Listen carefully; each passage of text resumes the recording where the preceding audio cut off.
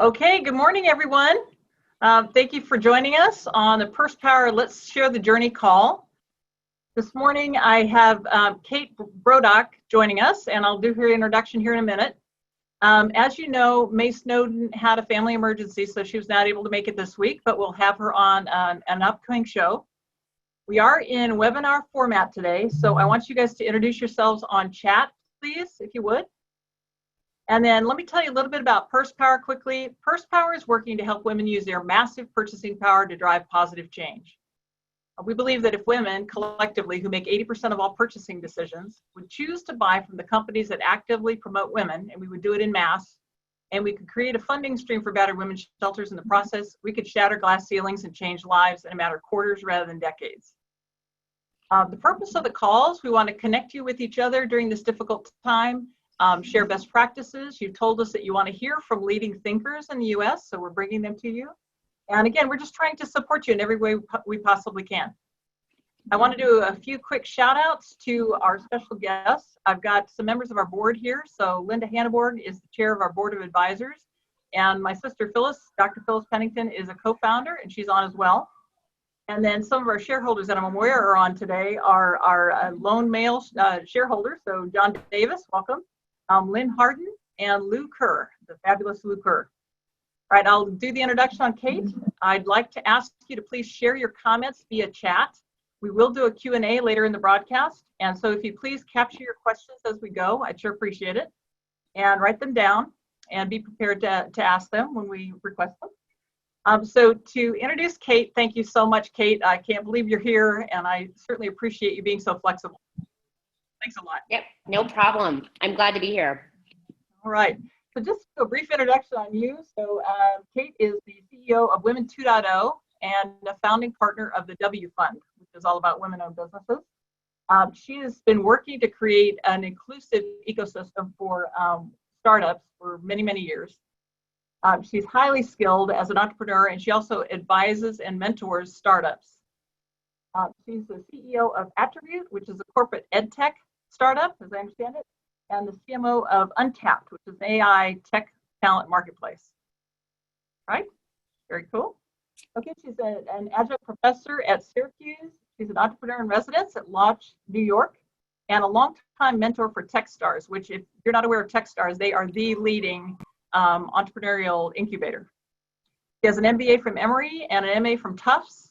And you said that you're an enthusiastic athlete and a non-professional musician. So I want to hear a little bit about that. What do you play? Yeah, both of them are very non-professional. Piano and cello. I did have a foray with my cello. I was in a rock band when I was in Boston, electric cello. So that was very fun. And then yes, very non-professional athlete. I just like to get out and do stuff. Very good. All right. Well, thank you. And I understand your husband's a beer maker and that you guys own a hops farm in upstate New York. Yep. And my husband will be a little bit jealous. We do. I tell him. I love it. I love it. He's the cool one these days. Very good. All right. So Kate, you're a pioneer. You're a shining star in the gender diversity and inclusion tech and startup space. You're amazing. Why is this your passion, and what is your mission and vision? And then I'd like to hear about your journey and what you think comes next for you. Go ahead. Yeah. So it's funny. I've tried to think about kind of like where this passion really kicked in, but I think I've kind of had it innate for a really long time. I went to college and I went to study history, and I decided to study African American history. Clearly nothing to do with my background. And then I started to get into some research around gender in my master's programs. And I think where it really kicked in, I've always been part of the tech startup space. And as a member of the tech startup space, I was always pretty involved outside of my startup, so in the ecosystem, going to events as my expertise increased, speaking and advising and mentoring. And I was, for most of that time, I've also had a really strong focus on gender and representation in the space. I was part of a large global nonprofit, and for a couple of years ran it on women in tech and entrepreneurship. We had 60 chapters around the world. Amazing. And so it kind of just bubbled and grew from there. And it's something that I feel incredibly lucky that I get to wake up every day now and do. So it's great. Sort of the nice convergence of my background. Absolutely. Absolutely. So what do you think comes next for you, particularly in this environment? Well, I think the most exciting thing for me, myself and my other founding partner of the fund have been doing, she is not from Women 2.0. She runs another similar organization called Women Who Tech. We have been doing community work in this space, community work for women founders, representation in the tech space. We've been doing it for 15 years. And I think that we are at this point beyond ecstatic that we can take that to the next level.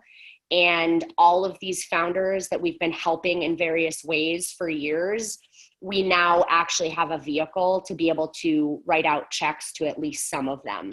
So we are really still thinking of both of the two in parallel. One does not replace the other. We've now just added a really amazing component to what we've already been doing. So, the plan is just to continue to figure out.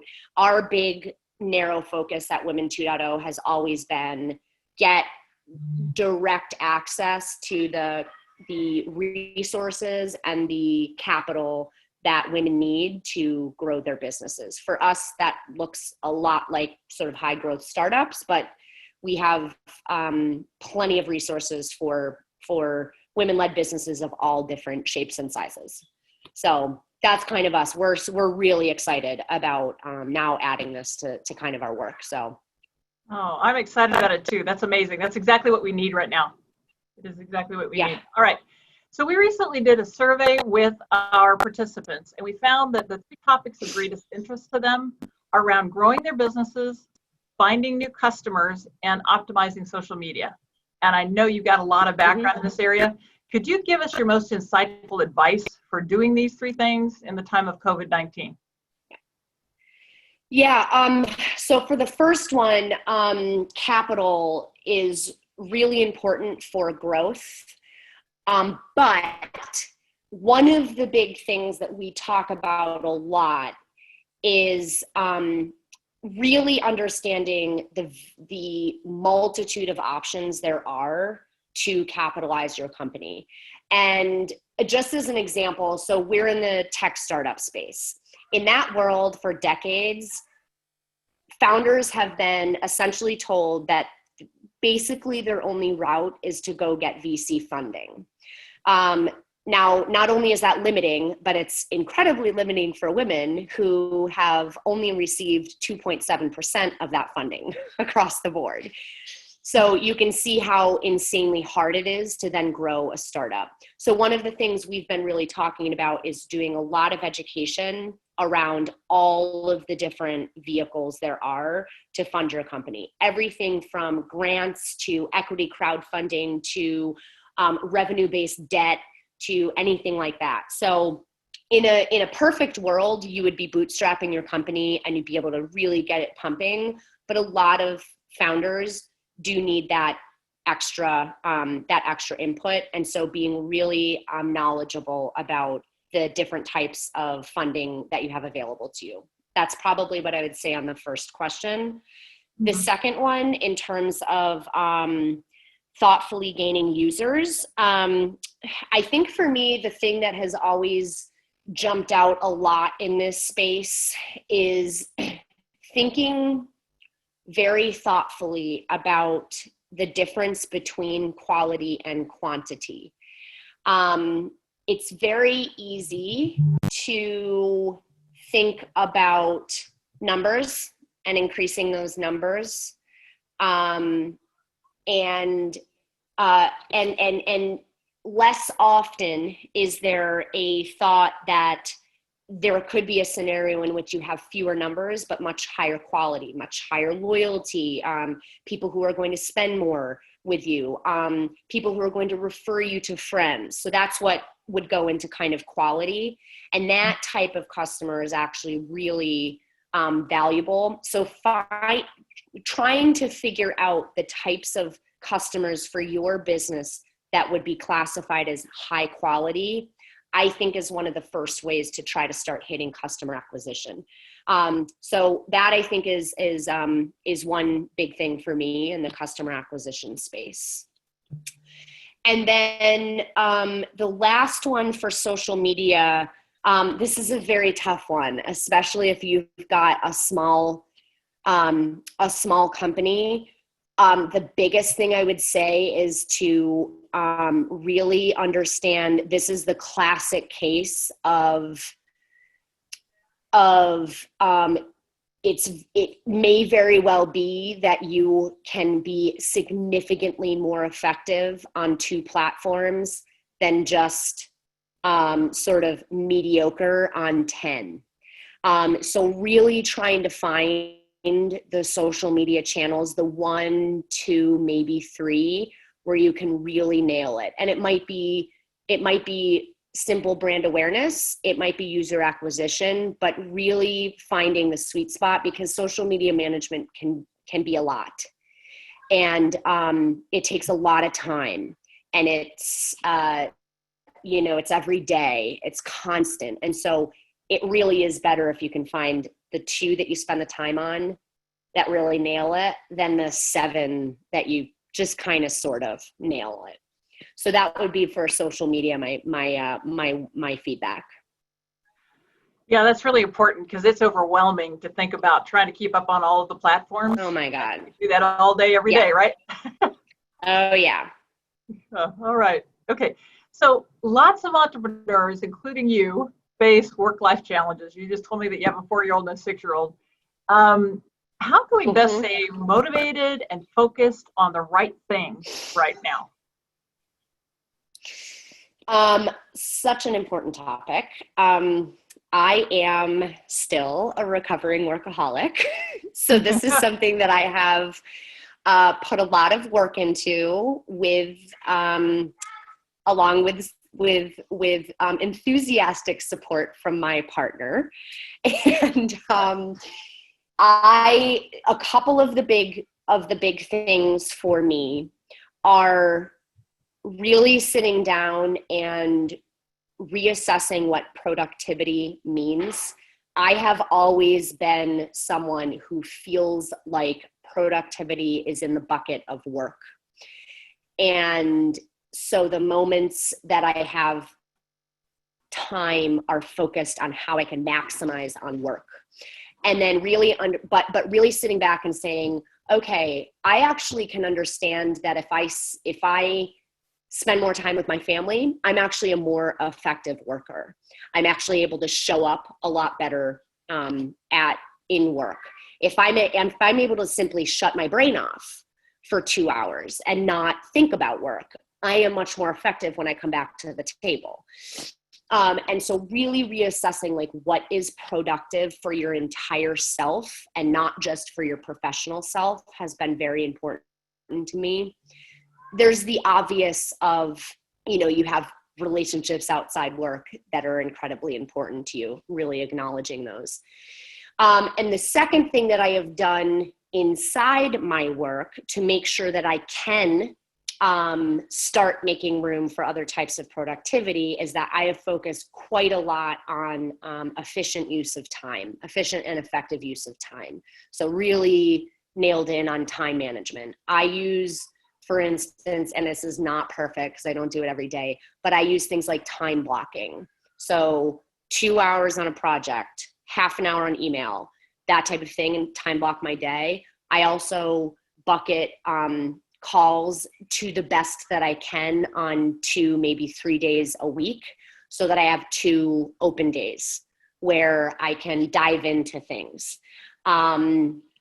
I try very hard to not let my email run my life. That's very hard, as everyone on this call can probably understand. I try really hard to just, and then one of the things I've gotten into recently is just really, and sometimes I Sometimes you have to kind of force yourself to do it, but just almost making yourself be comfortable walking away. I did not finish my to-do list, and that is okay.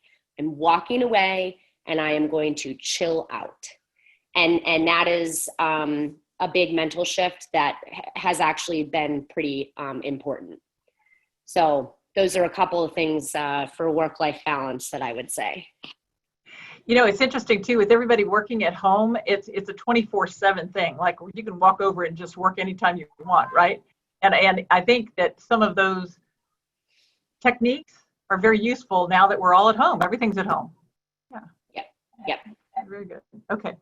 Let's see here. So in your opinion, what are the most important things that we need to be thinking about and doing right now to survive and thrive as female business owners? Yeah, I think especially in a world, sort of COVID world,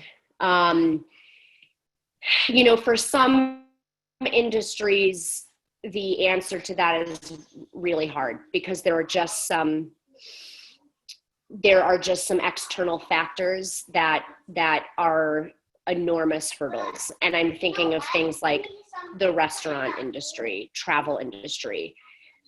That those are I don't know that I have the answer for some of those things. Outside of that, one of the things we have been chatting about with founders is really taking a good look at your company, go through costs. Is there anything you can trim up on? Trying to extend your runway a little bit so that if this turns into 6 months to 12 months or something like that, because we all don't know, you can start to build a little bit more of a cushion for yourself. So, you know, I'm sure everybody on this call has probably already done that to some extent, but you know, really thinking about that, taking a look in your business and trying to understand if there are any ways that you can use the situation to either extend or start a new revenue stream. This could be a really great time if you have a little bit of a cushion and maybe the money is a little lower to create some loyalty with your customers or increase your customer base. Trying to just really say, what can I be doing in this time period right now that will have a long-term impact for when we can start churning again, if you're a little bit depressed right now in terms of revenues and that type of thing. And really just combing through everything in your business to think, okay, I can't do that thing that I used to be able to do right now, but over here, I know that I can actually expand that a little bit more right now. And that could be a really good thing for 6 months from now. So really thinking, just really trying to think creatively about how to use the time you have when certain things that you normally would have available aren't available right now or aren't happening right now. So if people are having to pivot their businesses, do you have any recommendations on how they do that? Or do you have any tools that they could use to really do that assessment? It's going to really depend on your business. One of the biggest things I would say is to not only take a look at competitors and what they might be doing, but also take a look outside of your industry at maybe a company that's similarly structured, but in a different space, and really try to think, okay, they're doing that over there. That's interesting. I can pull 2 to 3 things out here. I always think that's a really good thing to be doing, is looking outside your sector for ideas. So that's one of the big things. This is a really good place for advisors. So if you don't have things like a board of advisors, maybe it's at the point right now where you could just informally take a look at your network and ask for half an hour of somebody's time who might be able to brainstorm with you, might have some experience and some input. This is a perfect time. You know, advisors in my world are common. There are a lot of different sectors and different types of businesses where they don't have an advisory board. Perfectly fine, but now is an excellent time to be thinking about that concept and just reaching out and trying to see who's able to brainstorm and input a little outside perspective on the company. That's really insightful and very useful. Do you have any thoughts about the kinds of people they should be trying to get as advisors or on their advisory board? What expertise should they have? Okay, so one, and again, this is going to depend on the company, but one that's probably going to be applicable to most types of companies is in the finance, revenue, something space. So some sort of like money person who can dig in a little bit on the revenue model, understands the business model, and can kind of put the the dollar eyes on it. That I think would be definitely helpful.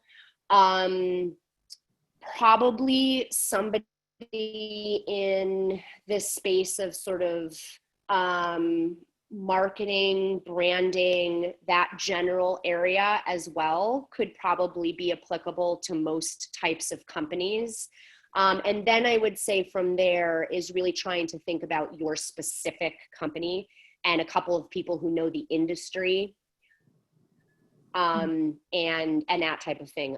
Probably those three would be applicable to most people. Okay, thank you. I know you. I see a question in chat I could quickly answer. Oh, good. The Okay. question is the money revenue advisor a CPA or a certified financial advisor or other? I'd actually say not necessarily an accountant, but somebody who's like had a finance role inside a company or a revenue role inside of a company. So I'm really actually thinking more in terms of having eyes on how you're making money, where are possibilities to open up another revenue stream, that type of thing.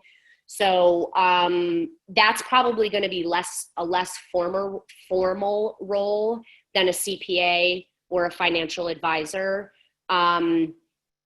They're really good at understanding management of money that already exists or that we know is coming in, and less so on possibilities, especially if there's risk involved. Their job is to de-risk you, and not that I'm suggesting go do something risky, but they are not in the business of telling you how to open up new revenue streams, as an example. So I'd actually say to look for a little less of a formal role on that.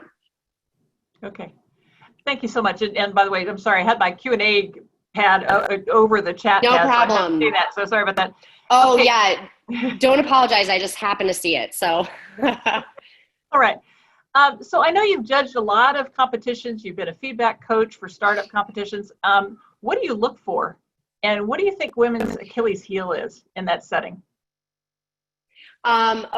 Okay, so what do I look for? And a caveat to this is, again, most of my eyes are on high growth companies. So just a small caveat for whatever that's worth.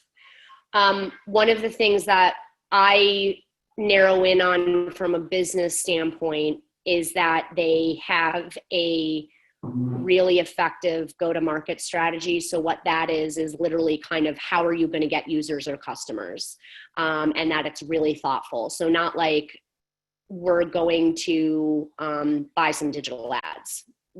That's not a robust go-to-market strategy. That has to be pretty clear. Mm-hmm. And even if the market is there and it makes sense, their ability to get those users and customers is important. The second thing I look at mostly on the business side is profitability potential. And so in the startup world, there are these startups that will just go through rounds and rounds of funding, and they're in the red, and then they're IPOing in the red, and they don't actually realize profits. I'm actually significantly more interested in a company that may take a few rounds of funding, but really has their eye on the ball of where they're going to be getting the profits from. So for what that's worth, that's kind of a startup-y thing. But the non-business side of it, this is going to sound cliche, but is really important to me, is the founder or founders. Not only just their background, I think that's important, but really their personality. And one of the biggest things for me is their coachability. So their willingness to, first of all, understand they don't have all the answers. And secondly, their willingness to have inputs to try to figure out those answers. And then third is their ability to filter through that input. So those to me are incredibly important. I am a firm believer that a founder's ability to have some humility is honestly a make or break. And so that's probably one of my strongest things when I look at a founder or founding team. You know, it's interesting as you were talking, I was thinking that women may have an advantage there in terms of having humility, yep. But I was wondering if they have too much sometimes. That or not? There is, yeah, and that's when it comes down to that last point that I made, is their ability to trust that they are, their ability to take in a bunch of inputs, but their ability to trust that they are still the experts in their business and have that filtering and saying, okay, this is great. I just talked to 10 people. That really doesn't make sense. Totally smart, but doesn't make sense. This is great. That type of thing. That's why that third component I think is really important. And so what I would encourage people to do is think really hard about, they are the experts on their business. And if you are telling yourself that something is right or wrong, you're probably correct in your assessment. So it's right there in the mix of in the middle of both of these things. But trust your gut at the end of the day. Absolutely. But make your gut informed. It's like trust your gut, but make your gut informed. That's kind of what it is. That's great. I'm going to have that on my wall. That's a great statement. Okay, so what specific opportunities do you see for female entrepreneurs right now? And how do you think we can take advantage of them? So first of all, is I do think that there is heightened awareness on supporting women founders, women entrepreneurs, women business owners, etc. I also think for, especially for women of color, specifically Black women, there are, for better or for worse, there is a lot of focus on being able to support Black women business owners, etc. Obviously, I hope that extends far into the future. It may be a bubble, but take advantage of the bubble. The second thing for women entrepreneurs too is one of the things that has stuck is that in all areas of capital. So when I was talking before about everything from equity crowdfunding to revenue-based loans to revenue-based debt to whatever, to VC funding, there are a ton of vehicles that have popped up in the last 2 to 3 years, specifically focused on women founders.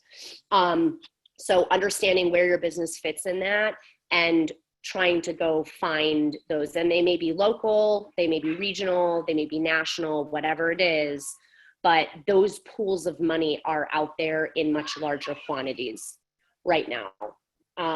So take advantage of them if you can.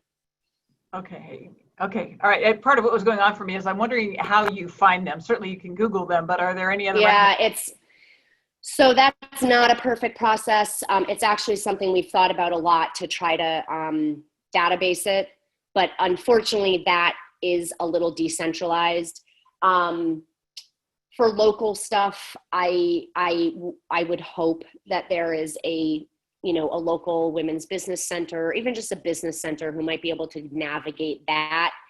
Some of that stuff. They also are tapped into government funding as well, which is always difficult to navigate. At least for me. Maybe for someone else it's not, but for me, I just glaze over sometimes.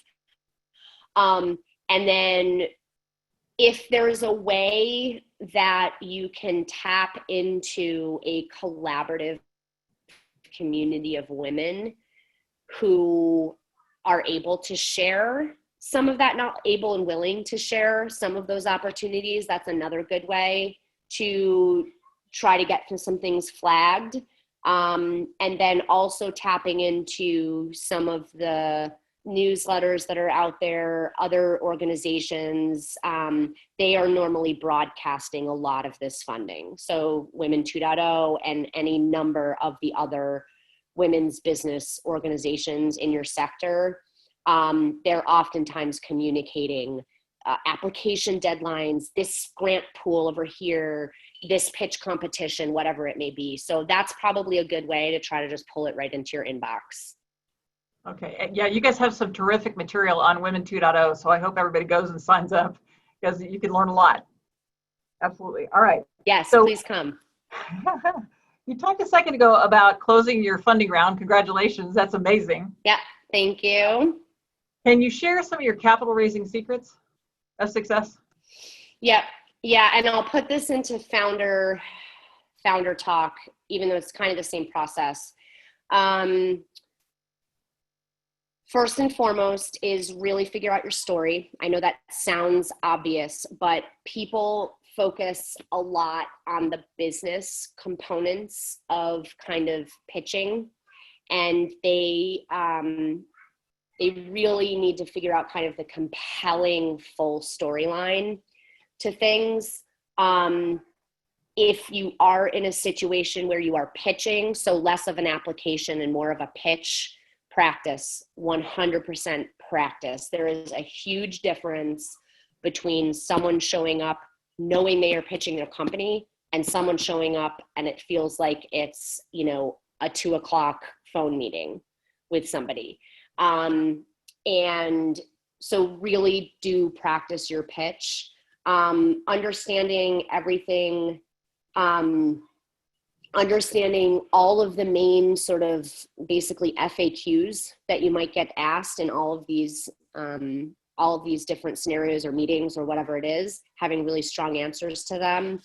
I also, in terms of all of these different capital buckets too, I've also known of people who have put together literally a Google spreadsheet of all the different opportunities. But the biggest thing is that they have this, they just start collecting the responses that they might have for various applications.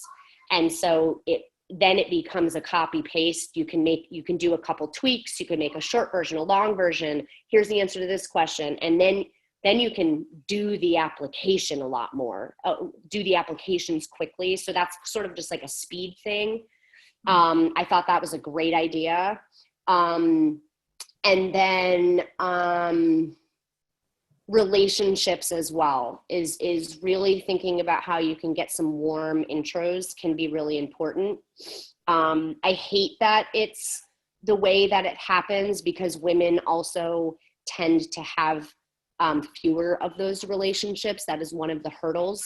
They have lower, in my space, it's literally because it's 95% men on the investing side. So they all talk to each other. And it has been traditionally incredibly difficult to just get an intro for women.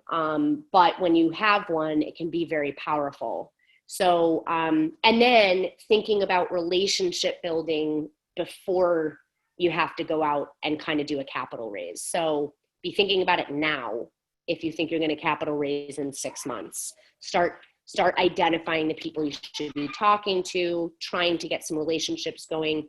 It could be it could be out at a networking event. It could also be, hey, I wanted to introduce myself. Here's our company. We aren't fundraising right now. We will be in 6 months or so. I'd love to chat, something like that. So those are a couple of the things that I might say. And that's another area where getting eyes on your material, if you can, advisors or whatever, is super helpful. Yeah, absolutely. Absolutely. All right. So what kinds of businesses is your fund most interested in, and what makes them attractive? And then I'd like everybody to start thinking about the questions and go ahead and put them in the Q&A box. Okay, go ahead.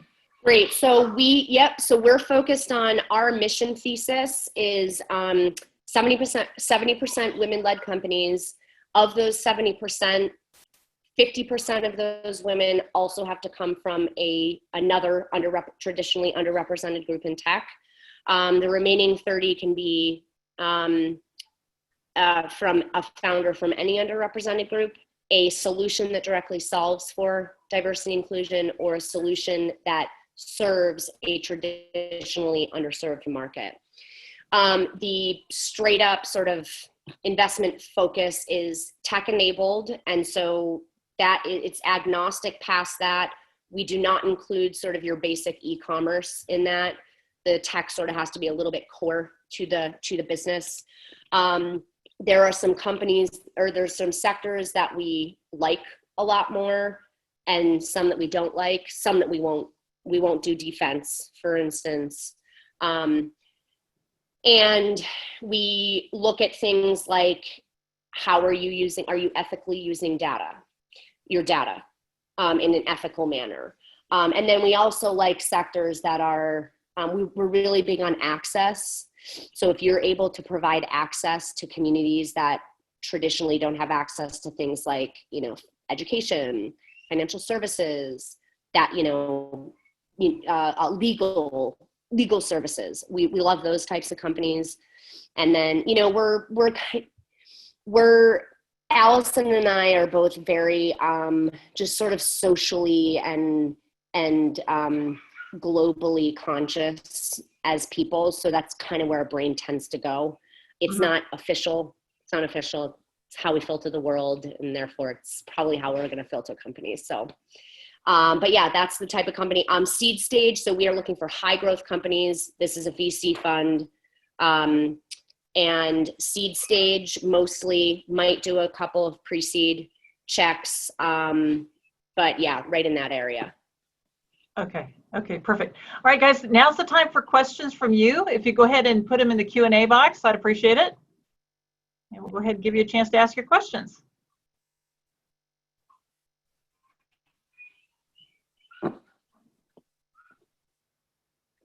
Okay, so people are silent here. Let's see, are they trying to put them in the chat box? I'll also there we go. put. There we go. What books have positively shaped your life, personally and professionally? Was that a book? Yes, books. What books? Yep.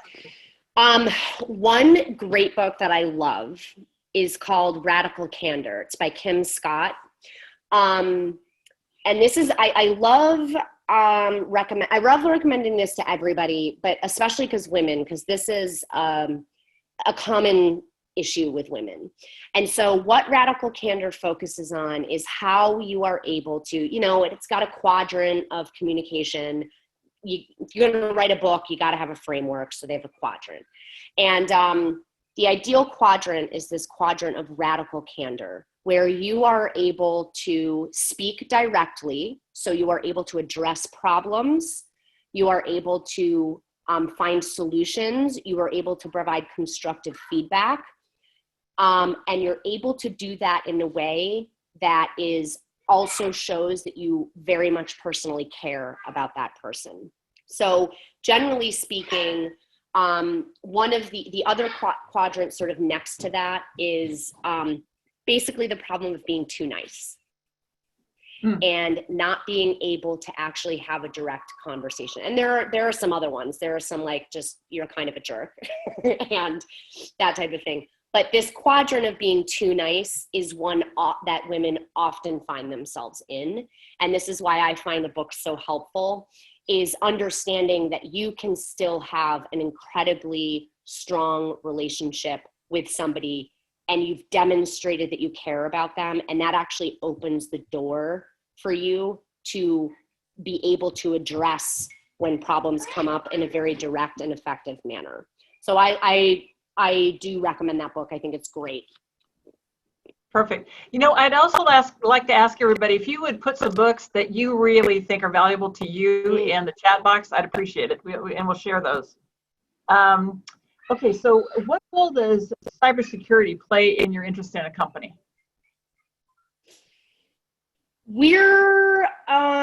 That's going to be one of those, and I'm assuming you mean in investing in a company, so I'll answer it that way. Yeah.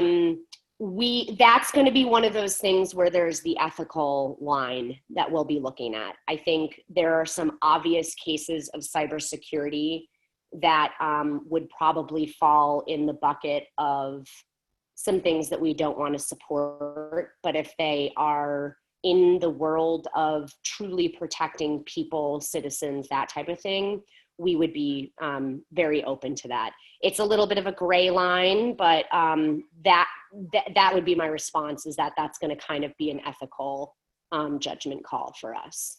Mm-hmm.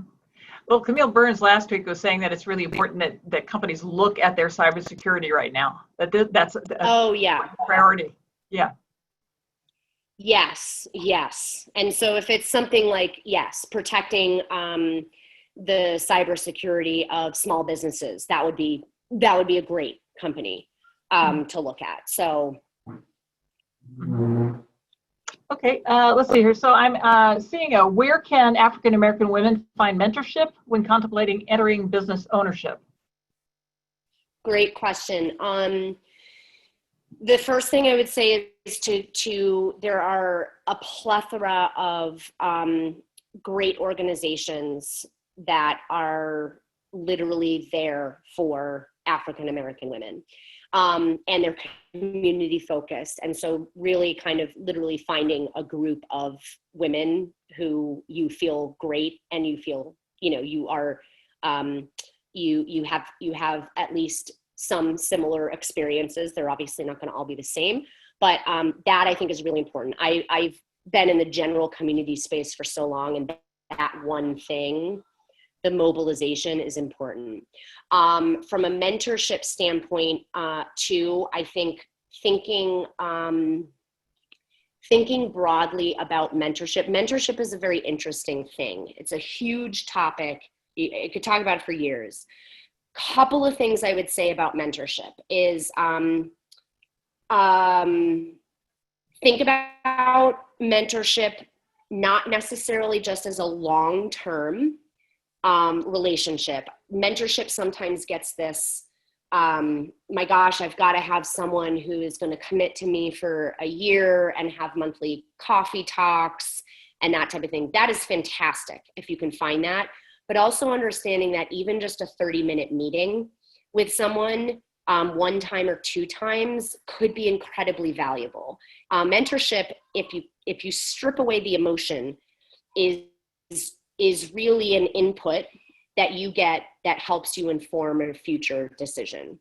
It just so happens that there's some relationships involved in there too, and those relationships are great. The other thing I would say specifically for Black women as well, it's very natural to find a mentor who is also another Black woman. I think that's great, but also thinking about finding a mentor who's perhaps a white woman, a white man, a Black man, where the idea of sponsorship actually comes into play. There is a significant amount of research that shows that, and again, I don't like the reason that this research is what it is, because it sort of substantiates, a patriarchal system, but women who can find mentorship in a white male colleague oftentimes have a faster route to advancement within their companies. And for obvious reasons, the white men are the ones in power. So, and I'm not trying to be cheeky on this. It's like, there's literally significant amount of interest in that, or research around that. So trying to think about having a couple different versions of mentorship.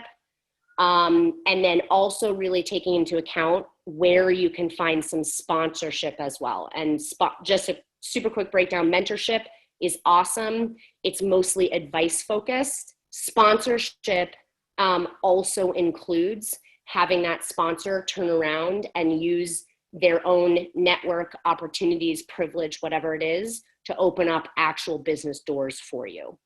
So trying to really think about that as well. Where do you Hope think I people answered should that look question. for these mentors and sponsors? I mean, where should they look for them? If you're inside a company, that's one of the most obvious places. Many of the people on this call are solo founders. That's sometimes a great place to be, but it's also sometimes a lonely place to be. Mm-hmm. And so that is where you can kind of look a little bit more broadly in your network. And so it might be that you sit down and think about where you would like the most support, advice, help. I just want to talk about this, where you are personally sort of narrowed in on. And then looking a little bit more broadly on your network, again, for somebody who might not be in your sector, but could maybe talk through a little bit with you about that particular focus area. And so again, it's really that idea of just being a little bit creative within the network you already have. If you don't feel like your network is satisfying you that much, there are quite a few online, again, communities, but specifically online mentorship organizations, programs, etc., that are not attached to a specific company. So they're sort of just for the general public that are out there right now that you could consider looking into. And I wish that I could tell you some offhand, but it's sort of a laundry list. It might take a little bit of digging, but there are a lot of mentorship programs that have popped up the last 2 to 3 years. Mm-hmm. Okay. All right. Perfect. Thank you. Let's see here. So I also want to give Deborah Woods, thank you for that question, Rosie. Deborah Woods, what are your thoughts on planning for the future of our businesses in such uncertain circumstances? Yeah, that's where, and again, this is so dependent on what type of business it is. But that is, again, where really, I mean, the biggest thing that you've got to think about is your capital resources.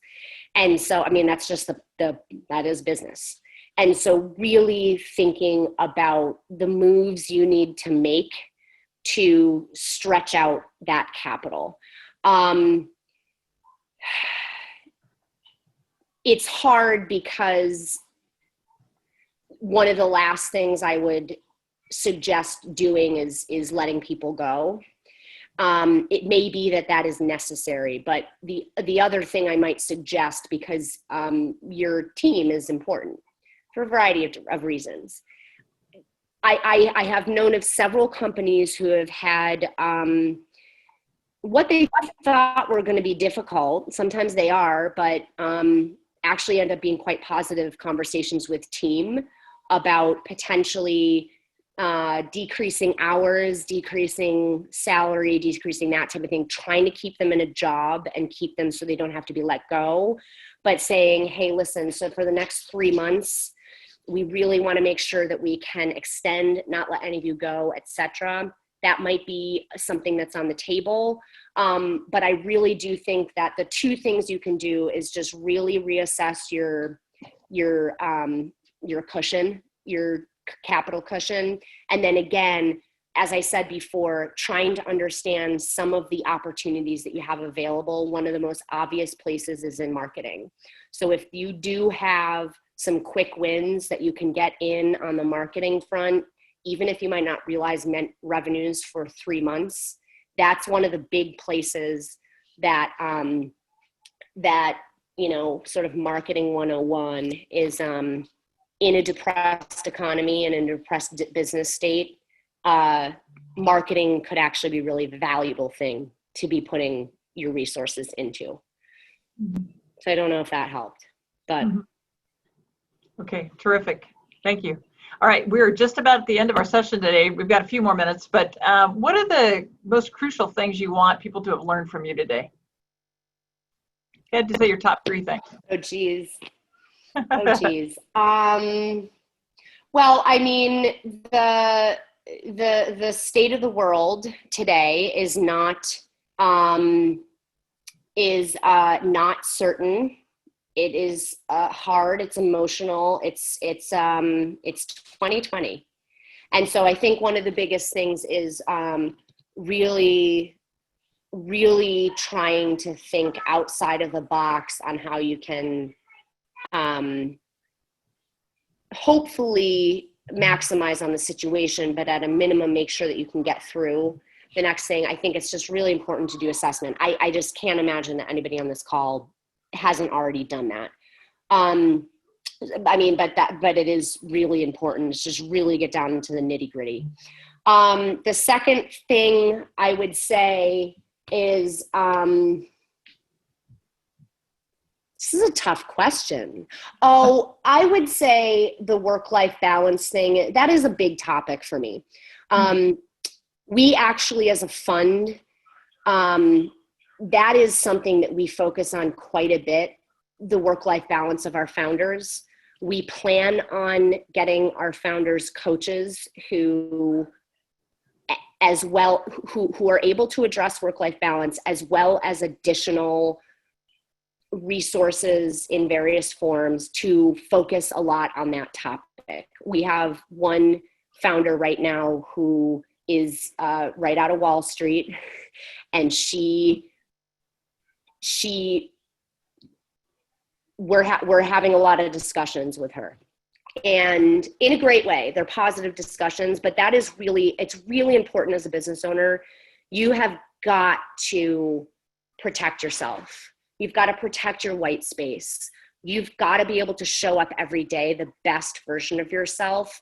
And in my personal opinion, that does not mean an overworked, tired, stressed out, anxious version of yourself. And so I can't stress that enough, how important it is, because everybody on this phone call is going to naturally fall into the bucket of, this is my baby. I have to work. I know it. I've been there. I'm still there. I'm only a recovering workaholic. So I'm still there. So too. that I think is that I think is the really, and trusting that you can be an incredibly effective founder while doing that. You have to allow yourself to be able to do that. So that's it. Very good. How about your top 3 actions you want us to take after leaving the call? Actually, we have one more question. Why don't we do that first? So is it fair to conclude that women often put themselves at the bottom of the priority list as compared to men? Yep, 100%. Especially if you are a caregiver of any type. That doesn't just mean parents.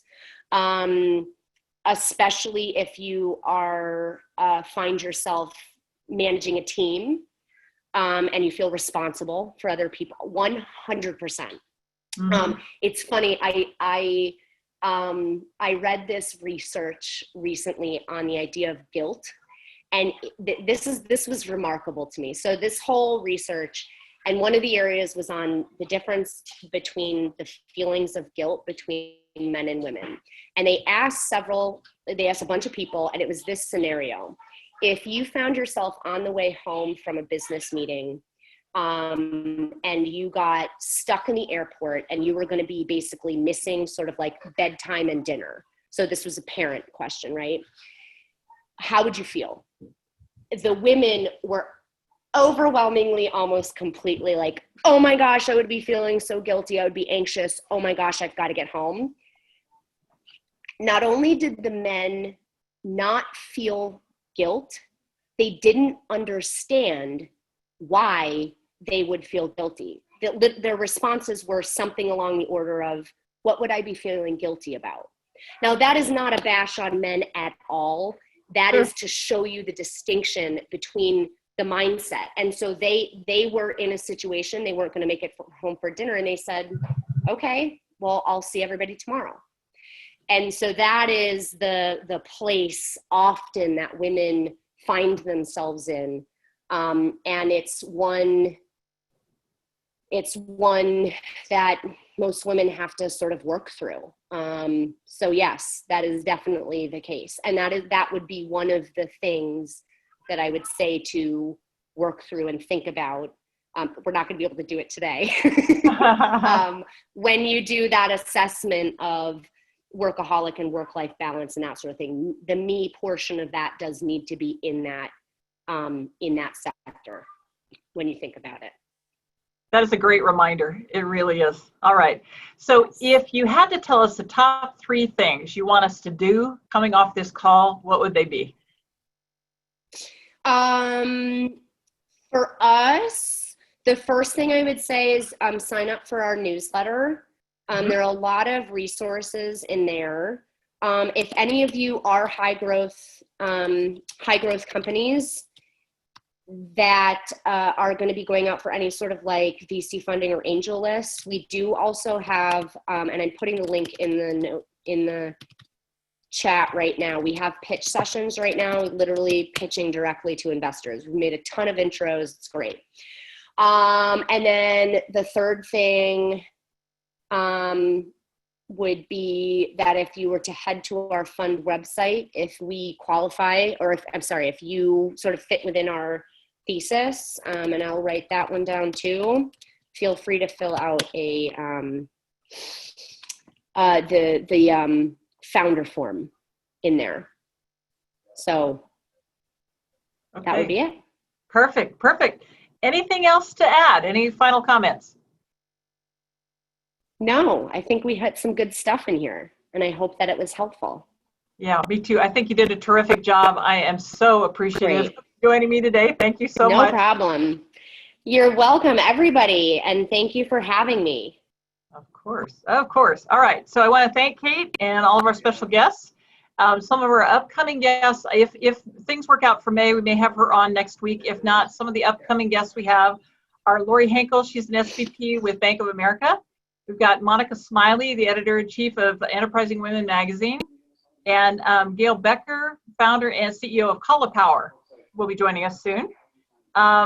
Please do sign up for a directory listing at pursepower.com if you don't already have one. Download our Google Chrome extension on your Google Chrome browser, and you can get at that from our website. There's a red arrow pointing where you need to go. Let's see here. Please do use your Purse Power directory to buy from women-owned and women-led companies.